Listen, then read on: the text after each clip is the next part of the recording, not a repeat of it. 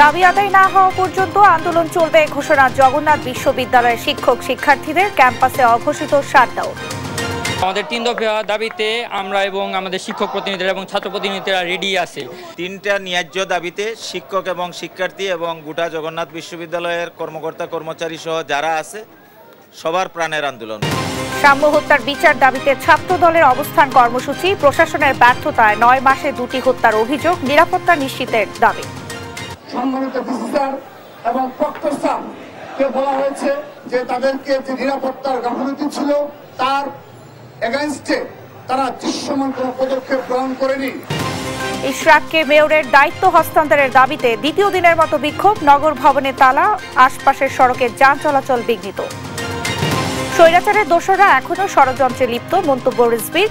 সরকারকে দেখে শুনে চলার পরামর্শ, খুলনায় তারুণ্যের সমাবেশ শনিবার। জন আকাঙ্ক্ষা বাস্তবায়নে রাজনৈতিক দলগুলোতে পরিবর্তন জরুরি, বলছে বাসদ। ঐক্যমত্য তৈরিতে সবার সহায়তা চাইলেন আলী রিয়াজ। 2 উপদেষ্টাদের সাবেক এপিএস, পিও এবং এনসিপির সাবেক নেতা গাজী তানভীরের দুর্নীতির খোঁজে দুদক, জিজ্ঞাসাবাদের জন্য তলব। এবং পিএসএল এ লাহোর কালান্দার্সে খেলবেন সাকিব, দিল্লি ক্যাপিটালসের হয়ে 2 ম্যাচ খেলতে পারবেন মোস্তাফিজ, বিসিবির ছাড়পত্র। সংবাদ সন্ধ্যায় দেখছিলেন সংবাদ শিরোনাম, সঙ্গে আছি আমি শারমিন আসি। এবারে থাকছে বিস্তারিত। দাবি আদায়ে এবার জগন্নাথ বিশ্ববিদ্যালয়ে শাটডাউন ঘোষণা করেছে শিক্ষক সমিতি। রাজধানীর কাকরাইল মোড়েও অবস্থানে অনড় শিক্ষক শিক্ষার্থীরা। 3 দফার পাশাপাশি পুলিশি হামলার বিচার না হওয়া পর্যন্ত রাজপথেই থাকবেন বলে হুঁশিয়ারি দিয়েছেন তারা। এই আন্দোলনে মৎস্য ভবন, কাকরাইল ও আশপাশের সড়কে সৃষ্টি হয়েছে যানজট। এনআই নাহিদকে সঙ্গে নিয়ে তন্দ্রা তারুণের রিপোর্ট। স্লোগানে স্লোগানে মুখর রাজধানীর কাকরাইল মোড়। 70% আবাসন ভাতা, পরবর্তী একনেক সভায় দ্বিতীয় ক্যাম্পাসের অনুমোদন এবং আগামী বাজেটে বরাদ্দ কাটছাট না করার দাবিতে চলছে জগন্নাথ বিশ্ববিদ্যালয়ের শিক্ষার্থীদের আন্দোলন। আন্দোলনে শিক্ষার্থীদের ওপর পুলিশি হামলার বিচারের দাবিও উঠেছে। বৃহস্পতিবার দ্বিতীয় দিনে কাকরাইলের মূল সড়ক অবরোধ করে রাখেন শিক্ষার্থীরা। পুলিশের ভয় দেখিয়ে আন্দোলন থেকে সরানো যাবে না বলে হুঁশিয়ারি দিয়েছেন আন্দোলনকারীরা। হুট করে পুলিশ আমাদের উপর আক্রমণ করে, কার নির্দেশে আক্রমণ করে এটা এখনো আমরা জানি না। শিক্ষার্থীদের এই আন্দোলনে যুক্ত হয়েছেন শিক্ষকরাও। জগন্নাথ বিশ্ববিদ্যালয়ের ক্যাম্পাস শাটডাউনের ঘোষণা দিয়েছেন শিক্ষক সমিতি। শিক্ষার্থীদের দাবি দ্রুত মেনে নেয়ার আহ্বান জানান তারা। শিক্ষার্থীদের সঙ্গে আন্দোলনে একাত্মতা ঘোষণা করে মাঠে থাকার ঘোষণা দিয়েছে ইনকিলাব মঞ্চ। দাবি আদায় না হওয়া পর্যন্ত সড়কে অবস্থান করবেন বলছেন জগন্নাথ বিশ্ববিদ্যালয়ের শিক্ষক শিক্ষার্থীরা। তন্দ্রা তারুণ্য, দেশ টিভি, ঢাকা। জগন্নাথ বিশ্ববিদ্যালয়ের শিক্ষক শিক্ষার্থীদের আন্দোলনের খবর জানাতে কাকরাইল মোড় থেকে সরাসরি যোগ দিচ্ছেন সহকর্মী এনআই নাহিদ। নাহিদ, শিক্ষক শিক্ষার্থীরা তো আন্দোলন চালিয়ে যাওয়ার ঘোষণা দিয়েছেন, এই বিষয়ে কোনো আশ্বাস মিলেছে কিনা বিস্তারিত জানাবেন। ধন্যবাদ নেন্সি। যেমনটি আপনি বলছিলেন, এই মুহূর্তে আমি আছি কাকরাইল মোড়ে। আপনি জানেন যে এখানে জগন্নাথ বিশ্ববিদ্যালয়ের শিক্ষক ও শিক্ষার্থীরা তাদের সুনির্দিষ্ট 3টি দাবি সহ তাদের উপর পুলিশি হামলার বিচার দাবি সহ 4 দফা দাবিতে কিন্তু এই মুহূর্তে তারা অনড় অবস্থান কর্মসূচি পালন করছে এবং তারা দ্বিতীয় দিনের মধ্যে লাগাতার অনশন কর্মসূচি অবস্থান কর্মসূচি পালন করছে এবং এর কারণে কিন্তু শাহবাগে তীব্র যানজটের সৃষ্টি হয়েছে। শিক্ষার্থীরা যা বলছেন যে তাদের 3টি দাবির মধ্যে রয়েছে আবাসন ব্যবস্থা নিশ্চিত না হওয়া পর্যন্ত জগন্নাথ বিশ্ববিদ্যালয়ের 70% শিক্ষার্থীর জন্য আবাসন বৃত্তি দেওয়ার দাবি করেছেন এবং দ্বিতীয় দাবিতে রয়েছে জগন্নাথ বিশ্ববিদ্যালয়ের নতুন অর্থ বছরের প্রস্তাবিত পূর্ণাঙ্গ বাজেটে কাটছাট না করে অনুমোদন করার দাবি জানিয়েছেন এবং জগন্নাথ বিশ্ববিদ্যালয়ের দ্বিতীয় ক্যাম্পাসের কাজ পরবর্তী একনেক সভায় অনুমোদন করে অগ্রাধিকার প্রকল্পের আওতায় বাস্তবায়নের দাবি জানিয়েছেন। তো এই দাবিতে কিন্তু এখনও শিক্ষার্থীরা শাহবাগ মোড়ে অবস্থান নিচ্ছেন এবং তাদের কাছে এখনও সরকার থেকে কেউ বা কার্যকর যোগাযোগ করেনি বা দাবি পূরণের আশ্বাস দেয়নি বলে আমরা জানতে পেরেছি। আমরা একজন শিক্ষার্থীর সাথে কথা বলে তাদের দাবি নিয়ে দেওয়ার সম্পর্কে জানতে চেষ্টা করবো। এখনো পর্যন্ত কি আপনাদের সাথে কেউ যোগাযোগ করেছে কিনা বা এই আন্দোলনে কি ভাবছেন? এখন ওনারা যোগাযোগ করার ট্রাই করতেছে এবং ওনারা এখন পর্যন্ত ওইরকম কোনো আশ্বাস দেয়নি এবং আমরা যতক্ষণ পর্যন্ত আমাদের দাবি বাস্তবায়িত হবে ততক্ষণ পর্যন্ত আমরা এখানে অবস্থান করব এবং আমরা কোনো আশ্বাসে বিশ্বস্ত না বা আমরা এইটাতে আমরা বিশ্বাস করব না। আমরা মূলত চাই আমাদের দাবিটাকে কার্যকরীভাবে বাস্তবায়ন করা হবে, এই হলো আমাদের দাবি ছিল এবং আমাদের 3টা দাবি ছিল, তার সাথে একটা দাবি অ্যাড করা হয়েছে হয়েছে সেটা হচ্ছে গতকাল আমাদের উপর ন্যায়কারজনক হামলা করা হয়েছে। আমাদের টিচাররা এখানে আহত হয়েছে, আমাদের স্টুডেন্টরা ছিল এবং তারা কি মানবাধিকার লঙ্ঘন করে তারা আমাদের সাংবাদিকবাদীর উপর হামলা করেছে। এবং জগন্নাথ বিশ্ববিদ্যালয় সাংবাদিক সমিতির সেক্রেটারি এবং প্রেস ক্লাবের সভাপতি সহ অনেক আহত হয়েছে এবং একজনের গলার হাড় ভেঙে গেছে। আমরা চাচ্ছি খুব দ্রুত যারা আমাদের উপর হামলা করেছে তাদেরকে শাস্তির আওতায় আনতে হবে এবং আমাদের দাবি দ্রুত বাস্তবায়ন করার জন্য আমাদের জগন্নাথ বিশ্ববিদ্যালয়ের সাদা দলের সেক্রেটারি আহ্বান জানিয়েছেন। এবং যদি তারা দাবি বাস্তবায়িত না করে ঠিক আন্দোলনটা কোন দিকে মোড় নেবে আমরা বলতে পারছি না, কারণ বাংলাদেশের সমস্ত দল আমাদের সাথে একত্রতা পোষণ করেছে এবং তারা এখানে আসতে চাচ্ছে। এই হলো সর্বশেষ আপডেট। যেমনটি তিনি বলছিলেন যে যতক্ষণ পর্যন্ত ওনার দাবি আদায়ের কোনো পূর্ণ আশ্বাস আসবে ততক্ষণ পর্যন্ত তারা তাদের অবস্থান কর্মসূচি পালন করে যাবে। তারা কিন্তু এখনো পর্যন্ত অনড় অবস্থানে আছে। তো শাহবাগ থেকে এই ছিল আমার কাছে সবশেষ। নাহিদ, আপনাকে ধন্যবাদ জানাচ্ছি। দর্শক, রাজধানীর কাকরাইল মোড় থেকে আমাদের সঙ্গে যুক্ত হয়েছিলেন সহকর্মী এনআই নাহিদ। খুলনা প্রকৌশল ও প্রযুক্তি বিশ্ববিদ্যালয়ের শিক্ষার্থীরা আবারও আন্দোলনের ঘোষণা দিয়েছেন। একাডেমিক কার্যক্রম শুরু, নতুন নিরপেক্ষ তদন্ত কমিটি গঠন সহ 5 দফা দাবি বাস্তবায়নের রোডম্যাপ ঘোষণার দাবিতে বৃহস্পতিবার বেলা 12টার দিকে স্টুডেন্ট ওয়েলফেয়ার সেন্টার থেকে বিক্ষোভ মিছিল নিয়ে প্রশাসনিক ভবনের সামনে যায় তারা। পরে উপাচার্যের কার্যালয়ের সামনে অবস্থান কর্মসূচি পালন করে শিক্ষার্থীরা। এ সময় বিভিন্ন স্লোগান দেয় তারা।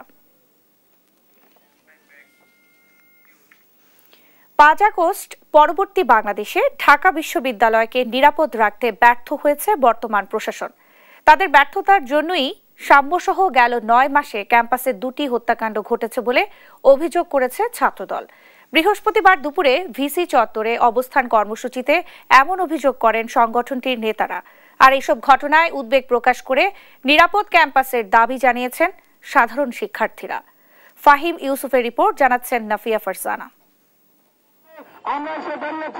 ঢাকা বিশ্ববিদ্যালয়ের শিক্ষার্থী ও ছাত্রদল কর্মী সাম্য হত্যার বিচার ও নিরাপদ ক্যাম্পাসের দাবিতে কালো ব্যাজ ধারণ কর্মসূচি ছাত্রদলের। সকাল থেকে ভিসি চত্বরে অবস্থান নেন নেতাকর্মীরা। কর্মসূচিতে ছাত্রদল নেতাদের অভিযোগ, প্রশাসনের ব্যর্থতায় ঘটেছে হত্যাকাণ্ড, দ্রুত তদন্ত করে বিচারের দাবি তোলেন তারা। বিগত 9 মাসে তারা দায়িত্ব নেওয়ার পর থেকে এই বিশ্ববিদ্যালয় সংলগ্ন এরিয়াতে যে মাদক সেবীদের আড্ডাখানায় পরিণত হয়েছে এবং আমাদের ভাই ও বোনেরা সাধারণ শিক্ষার্থীরা বেশ কয়েকবার তাদের দ্বারা আক্রান্ত হয়েছে, ছিনতাই ঘটনা ঘটেছে। তার এগেইনস্টে তারা দৃশ্যমান কোনো পদক্ষেপ গ্রহণ করেনি। আজকের এই কর্মসূচি থেকে, এই অবস্থান কর্মসূচি থেকে আমরা আনুষ্ঠানিকভাবে আগামীতে কখনো যেন একজন শিক্ষার্থী আর এই ধরনের অনাকাঙ্ক্ষিত কোনো ঘটনার শিকার না হয় সে বিষয়ে দৃষ্টান্তমূলক পদক্ষেপ গ্রহণ করার জন্য অনুরোধ জানাচ্ছি। এদিকে সাম্য হত্যার ঘটনায় বৃহস্পতিবার শোক দিবস হিসেবে ঘোষণা করেছে ঢাকা বিশ্ববিদ্যালয়। স্থগিত করা হয়েছে ক্লাস পরীক্ষা। সাধারণ শিক্ষার্থীরা বলছেন নিরাপত্তাহীনতায় ভুগছেন তারা। এ সময় তারা নিরাপদ ক্যাম্পাসের দাবি তোলেন। যারা এই হত্যার সাথে প্রকৃতভাবে জড়িত সুষ্ঠু তদন্তের মাধ্যমে তাদেরকে অবিলম্বে ধরে তাদের আদালতের কাছে সোপর্দ করতে হবে, এটাই আমাদের একটি। যদি এই বিচার প্রক্রিয়া বিলম্ব হয়, খুনিদের ধরতে বিলম্ব হয়, আমরা তখনই আমরা বিসির পদত্যাগ চাইতে বাধ্য হব। সাম্য হত্যা তদন্তে 7 সদস্যের কমিটি গঠন করেছে বিশ্ববিদ্যালয়ের প্রশাসন। নাফিয়া ফারজানা, দেশ টিভি, ঢাকা। বিএনপি নেতা ইশরাক হোসেনকে মেয়রের দায়িত্ব বুঝিয়ে দেওয়ার দাবিতে দ্বিতীয় দিনের মতো কর্মসূচি পালন করেছে তার সমর্থকরা। তারা নগর ভবনের মূল ফটকে তালা ঝুলিয়ে দেয়, সিটি কর্পোরেশনের সব কার্যক্রম বন্ধ হয়ে যায়। এ কারণে নগর ভবনে স্থানীয় সরকার মন্ত্রণালয়ের অস্থায়ী কার্যালয়েও প্রবেশ করতে পারেনি কর্মকর্তা কর্মচারীরা। নিয়াজ মোর্শেদের রিপোর্ট। ইশরাক হোসেনকে মেয়র পদে শপথ করানোর দাবিতে বৃহস্পতিবারও দক্ষিণ সিটি কর্পোরেশনের কার্যালয়ে নগর ভবনের সামনে অবস্থান নেন তার সমর্থকরা। খণ্ড খণ্ড মিছিল নিয়ে বিএনপি নেতাকর্মীরা আসেন নগর ভবনের সামনে। দ্বিতীয় দিনের মতো বিক্ষোভ করেন তারা। আদালতের রায় এবং নির্বাচন কমিশনের গেজেটে মেয়র ঘোষণা করা হলো, কেন ইশরাকের শপথ করানো হচ্ছে না সেই প্রশ্ন আন্দোলনকারীদের। হিসেবে সরকার এই মেয়রশিপ কেড়ে নিয়েছিল, আদালত সেখানে রায় দিয়েছে, কিন্তু সরকার কালক্ষেপণ করার ফলে উনি মেয়রশিপ পুরোপুরিভাবে বুঝে পাচ্ছেন না। অনতিবিলম্বে মেয়র পদের দায়িত্ব বুঝিয়ে দেওয়া হয় এবং তাকে যেন আমাদের এই ঢাকাবাসীকে সেবা করার সুযোগ দান করা হয়। যে জাজমেন্ট দিয়েছে সেই জাজমেন্টটা অনতি বিলম্বে উইদাউট ডিলে এটাকে ইমপ্লিমেন্ট করে দক্ষিণের নগরবাসীর সেবা করার সুযোগ দিতে হবে। বৃহস্পতিবার সকালেই আন্দোলনকারীরা নগর ভবনের প্রধান ফটকে তালা ঝুলিয়ে দেয়। বন্ধ হয়ে যায় সিটি কর্পোরেশনের সকল সেবা ও কার্যক্রম। ঢাকাবাসী আইসা তালা মারছে নাকি আমরা ঢুকতে পারি নাই ভাই, সত্য কথা, অফিসে ঢুকতে পারি না, আমার রুমে আমি ঢুকতে পারি নাই। ঢাকাবাসী অবস্থান করছে এখানে, তালা মেরে দিছে, প্রত্যেকটা ফ্লোরেই তালা মারা, আমরা অফিস করতে পারি নাই। শনিবার ঢাকা দক্ষিণ সিটি কর্পোরেশন নগর ভবন প্রাঙ্গণ থেকে সকাল 10 ঘটিকায় ঢাকাবাসীর কে নিয়ে আপনার প্রেস ক্লাব পর্যন্ত একটা মিছিল র্যালি প্রদক্ষিণ করে আবার নগর ভবনে এটা এসে সম্পন্ন হবে। এদিন নগর ভবনে স্থানীয় সরকার মন্ত্রণালয়ের অস্থায়ী কার্যালয়ে প্রবেশ করতে পারেনি কর্মকর্তা কর্মচারীরা। বন্ধ ছিল সব কার্যক্রম। নিয়াজ মোর্শেদ, দেশ টিভি, ঢাকা। অন্তর্বর্তী সরকারকে ডানে বামে দেখে দেশ পরিচালনার আহ্বান জানিয়েছেন বিএনপির সিনিয়র যুগ্ম মহাসচিব রুহুল কবির রিজভী। বলেন, পতিত স্বৈরাচারের বন্ধুরা এখনো ষড়যন্ত্র করছে। বৃহস্পতিবার সকালে জাতীয় প্রেস ক্লাবের সামনে উত্তরাঞ্চল ছাত্র ফোরামের মানববন্ধনে এ কথা বলেন তিনি। এ সময় ঢাকা বিশ্ববিদ্যালয়ের শিক্ষার্থী শাম্যকে রাজনৈতিক কারণেই হত্যা করা হয়েছে বলে অভিযোগ করেন রিজভী। হত্যাকারীদের দ্রুত বিচারের আওতায় না আনলে পরিণতি ভালো হবে না বলেও হুঁশিয়ার করেন তিনি। এ সময় জগন্নাথ বিশ্ববিদ্যালয়ের শিক্ষার্থীদের যৌক্তিক আন্দোলনে পুলিশের হামলার সমালোচনাও করেন রিজভী আহমেদ। অবিলম্বে সামনে যেভাবে হত্যা করা হয়েছে তার রাজনৈতিক শত্রু কারা আমরা একটু আভাস পাচ্ছি। এই রাজনৈতিক শত্রুদের চিহ্নিত করে অবিলম্বে তাদেরকে গ্রেপ্তার করে শাস্তির আওতায় নিয়ে আসবে, তা না হলে এর পরিণতি ভয়াবহ হবে। 17 মে যুবদল, স্বেচ্ছাসেবক দল ও ছাত্র দলের যৌথ উদ্যোগে খুলনা ও বরিশাল বিভাগের সমন্বয়ে সমাবেশ হবে তারুণ্যের রাজনৈতিক অধিকার প্রতিষ্ঠার সমাবেশে। এমনটাই জানিয়েছেন যুবদলের কেন্দ্রীয় সংসদের সভাপতি আব্দুল মোনায়েম মুন্না। তিনি বলেন, তারুণ্যের মহামিলনে একটি বৈষম্যহীন, আধুনিক, ন্যায্য ও মানবিক বাংলাদেশ বিনির্মাণের প্রত্যয় ব্যক্ত করাই এই সমাবেশের মূল উদ্দেশ্য। বৃহস্পতিবার দুপুরে খুলনা প্রেস ক্লাবে সংবাদ সম্মেলনে এই কথা বলেন শুক্রবারের সেমিনার ও শনিবারের সমাবেশ সফল করতে নেতাকর্মীদের প্রতি আহ্বান জানান তিনি। জাতীয় মুক্তিযোদ্ধা কাউন্সিলের অধ্যাদেশের সংশোধনী চূড়ান্ত অনুমোদন দিয়েছে উপদেষ্টা পরিষদ। বৃহস্পতিবার সকালে প্রধান উপদেষ্টার তেজগাঁও কার্যালয়ে প্রধান উপদেষ্টা ডক্টর মোহাম্মদ ইউনূসের সভাপতিত্বে অনুষ্ঠিত বৈঠকে এই অনুমোদন দেওয়া হয়। বৈঠকে জুলাই গণ অভ্যুত্থানে শহীদ পরিবার এবং আহত ছাত্র জনতার কল্যাণ ও পুনর্বাসন অধ্যাদেশও পর্যালোচনার জন্য কয়েকজন উপদেষ্টার সমন্বয়ে উচ্চ পর্যায়ের কমিটি করা হয়েছে। এছাড়া জাতীয় নগর নীতি, বাংলায় প্রণীত ড্রেজিং ও ড্রেজার্ট ম্যাটেরিয়াল ব্যবস্থাপনা নীতিমালা এবং লোকালি লেড অ্যাডাপশন ফ্রেমওয়ার্কের খসড়া অনুমোদন দিয়েছে উপদেষ্টা পরিষদ।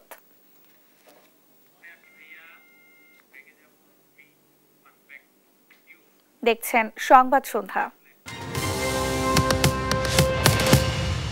দুই উপদেষ্টাদের সাবেক এপিএস, পিও এবং এনসিপির সাবেক নেতা গাজী সালাউদ্দিন আহমেদ তানভীরের দুর্নীতির খোঁজে আলাদা তদন্ত কমিটি গঠন করেছে দুর্নীতি দমন কমিশন।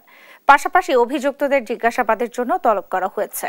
এদিকে 400 কোটি টাকার বেশি আত্মসাতের অভিযোগে ন্যাশনাল ব্যাংকের সাবেক পরিচালক পারভিন হক শিকদার, রন হক শিকদার ও রিক হক শিকদার সহ 16 জনের বিরুদ্ধে মামলা করেছে দুদক। বিস্তারিত ফজলে আদিত্যের রিপোর্টে। স্থানীয় সরকার মন্ত্রণালয় ও যুবক্রিয়া মন্ত্রণালয়ের উপদেষ্টা আসিফ মাহমুদ, সজীব ভুঁইয়ার এপিএস, মুয়াজ্জেম হোসেন ও স্বাস্থ্য উপদেষ্টা নূরজাহান বেগমের পিও তুহিন ফারাবির বিরুদ্ধে তদবির বাণিজ্য, টেন্ডার বাণিজ্য, বদলি বাণিজ্য সহ নানাবিধি অনিয়মের মাধ্যমে শত কোটি টাকা দুর্নীতির অভিযোগ ওঠে। অনেকটাই একই রকম অভিযোগ ওঠে নব্যগঠিত রাজনৈতিক দল এনসিপির সাবেক নেতা এবিএম গাজী সালাউদ্দিন আহমেদের বিরুদ্ধে। এসব অভিযোগ আমলে নিয়ে এর আগে দুদক গোয়েন্দা অনুসন্ধান শুরু করলেও এবার প্রকাশ্য অনুসন্ধানের সিদ্ধান্ত নিয়েছে সংস্থাটি। গঠন করেছে কয়েকটি তদন্ত কমিটিও। ক্ষমতার অপব্যবহার, তদবির বাণিজ্য, চাঁদাবাজি, টেন্ডার বাণিজ্য সহ নানাবিধ অনিয়ম এবং দুর্নীতির মাধ্যমে অবৈধ সম্পদ অর্জনের অভিযোগের বিষয়েও অনুসন্ধান কার্যক্রম শুরু হয়েছে। প্রকাশ্য অনুসন্ধানের পাশাপাশি আগামী 20, 21 ও 22 মে মুয়াজ্জেম হোসেন, তুহিন ফারাবি এবং ABM গাজী সালাউদ্দিন আহমেদ তানবীরকে তলব করেছে সংস্থাটি। জনাব গাজী সালাউদ্দিন তানবীর তাকে 21/5/2025 তারিখে ডাকা হয়েছে। ঋণের নামে 400 কোটি টাকার বেশি আত্মসাতের অভিযোগে ন্যাশনাল ব্যাংকের পরিচালনা পরিষদের সাবেক সদস্য পারভিন হক শিকদার, রণহক শিকদার ও রিকি হক শিকদার সহ 16 জনের বিরুদ্ধে মামলা করেছে সংস্থাটি।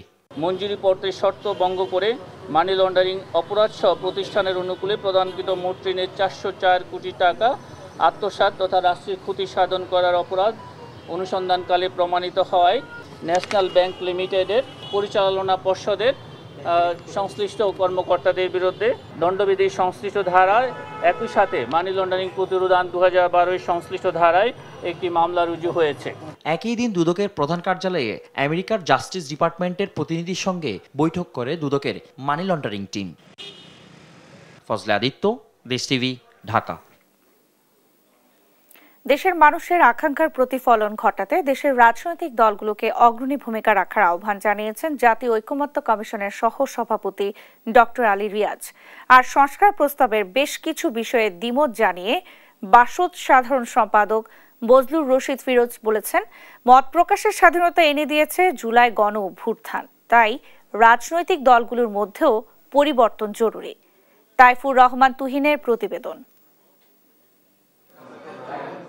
জাতীয় ঐকমত্যের লক্ষ্যে ধারাবাহিক বৈঠকের অংশ হিসেবে বৃহস্পতিবার জাতীয় সংসদ ভবনের LD হলে বাংলাদেশের সমাজতান্ত্রিক দল বাসদের সঙ্গে আলোচনায় বসে জাতীয় ঐকমত্য কমিশন। বৈঠকের শুরুতে কমিশনের সহসভাপতি আলী রিয়াজ বলেন, জুলাই গণ অভ্যুত্থানে মানুষের ক্ষোভ ও প্রত্যাশা দুটোই প্রকাশ পেয়েছে। তাদের আকাঙ্ক্ষা বাস্তবায়নে জাতীয় সনদ জরুরি। যেন আমরা এমন একটি ব্যবস্থা, এমন একটি রাষ্ট্র তৈরি করতে পারি যে রাষ্ট্রে সকলের সমান অধিকার থাকবে, নাগরিকের অধিকার সুনিশ্চিত হবে। এই আকাঙ্ক্ষাকে প্রতিফলন ঘটিয়ে বাংলাদেশের রাজনৈতিক দলগুলোকেই অগ্রসর হতে হবে, আপনাদেরকেই অগ্রসর হতে হবে। আর বাসদ সাধারণ সম্পাদক বজলুর রশিদ ফিরোজ জানান, জন আকাঙ্ক্ষা বাস্তবায়ন ও পরিবর্তনের জন্য রাজনৈতিকদের মানসিকতারও পরিবর্তন দরকার। দেশের শাসন প্রশাসন কাঠামোর মধ্যে যেমন পরিবর্তন লাগবে, রাজনৈতিক দলগুলোর মধ্যেও পরিবর্তন লাগবে, মানসিকতার ক্ষেত্রেও তাদের পরিবর্তন করতে হবে। বৈঠক শেষে তিনি জানান, দেশের নাম, সংবিধানের মূলনীতি পরিবর্তন সহ বেশ কিছু বিষয়ে দ্বিমত রয়েছে তাদের। তবে মৌলিক সংস্কারে যেসব জায়গায় বিরোধ আছে তা আলোচনার মাধ্যমে নিরসন সম্ভব। রাষ্ট্রের নামের পরিবর্তনের কথা বলা হয়েছে, আমরা এটার সাথে একমত পোষণ করি নাই। ধর্মনিরপেক্ষতা, সমাজতন্ত্র, গণতন্ত্র এবং জাতীয়তাবাদ, এগুলো রাষ্ট্রের মূল যে মূলনীতি, এটা অপরিবর্তনীয়, এটা পরিবর্তন করা যাবে না। শুধু প্রধানমন্ত্রী না, আমরা বলেছি রাষ্ট্রপতি, প্রধানমন্ত্রী, মন্ত্রী, MP, উপজেলা চেয়ারম্যান, মেয়র, জেলা পরিষদের চেয়ারম্যান ইত্যাদি সমস্ত জিনিস 2 টার্মের বেশি কাউকেই নির্বাচন করতে দেওয়া হয়েছে আমাদের দলের পক্ষ থেকে, আমরা সেটাই প্রস্তাব করছি। এ সময় দ্রুত সংস্কার করে ডিসেম্বরের আগেই জাতীয় নির্বাচনের দাবি জানান বাসদ সাধারণ সম্পাদক। ডিসেম্বরের আগেই নির্বাচন করে নির্বাচিত জনপ্রতিনিধিদের কাছে ক্ষমতা হস্তান্তর করা। তাইফুর রহমান তুহিন, দেশ টিভি, ঢাকা। দেখছেন সংবাদ সন্ধ্যা। গাজায় 48 ঘন্টা ইসরায়েলি হামলায় ঝরল 2 শতাধিক ফিলিস্তিনির প্রাণ। সবশেষ মারা গেছেন অন্তত 94 জন। মধ্যপ্রাচ্যে ট্রাম্পের সফর চলাকালে বিমান হামলা তীব্রতা বাড়িয়েছে দখলদাররা। এদিকে স্থায়ী যুদ্ধবিরতিতে 2 ঘন্টার ফোন আলাপে নেতানিয়াহুকে বোঝাতে ব্যর্থ হয়েছেন মধ্যপ্রাচ্য বিষয়ক মার্কিন বিশেষ দূত স্টিভেন উইটকফ। লুৎফুর কবিরের রিপোর্ট। গাজার খান ইউনিসের ইউরোপিয়ান হাসপাতালের বাইরে হঠাৎ আছড়ে পড়ে ভয়াবহ বোমা। বিকট বিস্ফোরণে মুহূর্তেই সব তছনছ হয়ে যায়, প্রাণ হারান অনেকেই। মঙ্গলবার হাসপাতালের বাইরে ইসরায়েলি বিমান হামলার ভয়াবহতার দৃশ্য ধরা পড়েছে সিসি ক্যামেরায়। IDF এর অভিযোগ, হাসপাতালের আড়ালে কমান্ড সেন্টার হিসেবে ব্যবহার করত হামাস। জাতিগত নিধনের এ অভিযানে গেল দুদিনেই ইসরায়েলি হামলায় শতাধিক ফিলিস্তিনের রক্তে ভিজেছে উপত্যকা। গেল রাতে খান ইউনিসে নারী শিশুসহ অনেকেই নিহত হন, বাদ যায়নি জাবালিয়াও। কোনো সতর্কবার্তা ছাড়াই কেন সাধারণ মানুষের উপর হামলা চালালো ইসরায়েলি বাহিনী? এসব হামলায় তো শিশু আর নারীরাই বেশি মারা যাচ্ছে, তাদের অপরাধ কি? এর মাঝেই গাজা সিটিতে নতুন করে উচ্ছেদ অভিযানের বার্তা দিল IDF। উপত্যকায় এই যখন পরিস্থিতি, তখন মধ্যপ্রাচ্যে ঐতিহাসিক সফরে মার্কিন প্রেসিডেন্ট ডোনাল্ড ট্রাম্প। সৌদি ও কাতার শেষে সংযুক্ত আরব আমিরাত দিয়ে শেষ হচ্ছে এ সফর। কাতারের আমির Tamim bin Hamad al Thani বৃহস্পতিবার ট্রাম্পকে আহ্বান জানিয়ে বলেন, গাজায় যুদ্ধবিরতি ও আঞ্চলিক স্থিতিশীলতায় যুক্তরাষ্ট্রকে গঠনমূলক ভূমিকা রাখতে হবে। তবে ট্রাম্পের মধ্যপ্রাচ্য সফর জিম্মি মুক্তি ও যুদ্ধবিরতির প্রশ্নে দোহায় আলোচনায় বসে বিবদমান পক্ষগুলো। এর অংশ হিসেবে ইসরায়েলি প্রধানমন্ত্রীর সঙ্গে ফোনে প্রায় 2 ঘন্টা আলাপ করেছেন মধ্যপ্রাচ্য বিষয়ক মার্কিন বিশেষ দূত স্টিভেন উইটকফ। এ প্রসঙ্গে টাইমস অফ ইসরায়েলের প্রতিবেদনে জানা গেছে, স্থায়ী যুদ্ধবিরতির সমঝোতায় নেতানিয়াহুকে বোঝাতে ব্যর্থ হয়েছেন উইটকফ। তবে ট্রাম্প মধ্যপ্রাচ্য থাকা অবস্থাতেই 48 ঘন্টার মধ্যে ইসরায়েল হামাসকে সমঝোতায় যেতে চাপ সৃষ্টি করবে ওয়াশিংটন। আর ইসরায়েল যদি স্থায়ী যুদ্ধবিরতিতে সম্মত হয়, বিনিময়ে অস্ত্র ছেড়ে দিতে রাজি হামাস। কিন্তু নেতানিয়াহু চায় সাময়িক যুদ্ধবিরতি। ফিলিস্তিনের স্বাধীনতাকামী গোষ্ঠীটির সাফ কথা, সব জিম্মিকে তারা মুক্তি দেবে এই শর্তে ইসরায়েল গাজায় আর হামলা বা অভিযান চালাতে পারবে না। এসব বিষয়ে ইসরায়েলি প্রধানমন্ত্রীর সঙ্গে সম্পর্কে টানাপোড়েন দেখা গেছে মার্কিন প্রেসিডেন্ট ট্রাম্পের। লুৎফর কবির, নিউজ ডেস্ক, দেশ টিভি। দেখছেন সংবাদ সন্ধ্যা।